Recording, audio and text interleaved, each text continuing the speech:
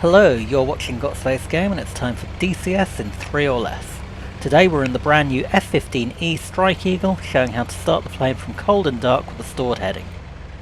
Microphone on, train following radar on, radar altimeter on, radar to standby, nav FLIR to standby. All 3 fuel tanks to stop transfer. Left and right inlet ramp to auto. Yaw, roll and pitch dampers on. Get the canopy handle out of the way. Air conditioning to auto. Open both of the engine master switch covers. Left and right generators on, left and right engine control on. Oxygen on, left and right engine master, jet fuel starter and close the switch covers back up. Press Ctrl C to close and lock the canopy. And pull the jet fuel starter. Arm the pilot's ejector seat. Lift the right throttle finger lift. Wait for the engine monitor to come online, and then to climb to 26%. Press right shift and home to advance the right throttle to idle. Press number 2 to jump to the back cockpit. Turn on radar warning, pods and ICS. Microphone on, arm the ejection seat. Targeting pod on. Turn on the backseat oxygen, it's easy to miss there. Turn on radar warning and EWWS. And set your preferred countermeasures mode. Set UFC brightness to max, and turn on both radios. Turning on all of the screens, bring up the HUD on one of them, uncage the standby ADI, and set your altimeter to 0.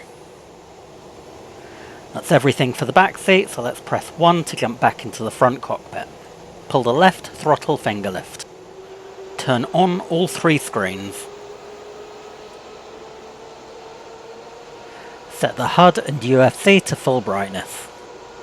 Uncage the backup ADI and set the altimeter. Check that the left engine is reading 26%. Press right alt and home to advance the throttle to idle. While we wait for the left engine to spool up, we can set up the screens in the front cockpit. Set master mode to nav, bring up the HUD on the left hand screen, the ADI on the right hand screen, and the TSD on the middle screen. When both engines are stable at the same RPM, we can set INS to store for stored heading alignment. With the engines fully running, set all 3 fuel tanks back to the normal position. Press and hold takeoff trim. Yaw rake. Yaw rake. Until you hear that warning.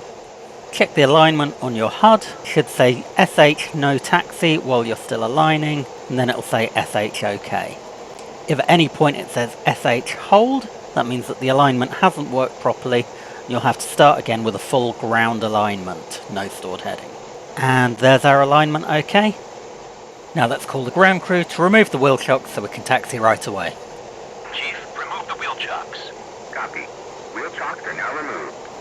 If you have trouble there, double check that both the radios and the microphone switched on. When you're ready, advance both throttles just a little past idle, and steer the nose wheel with the rudder pedals to taxi to the runway.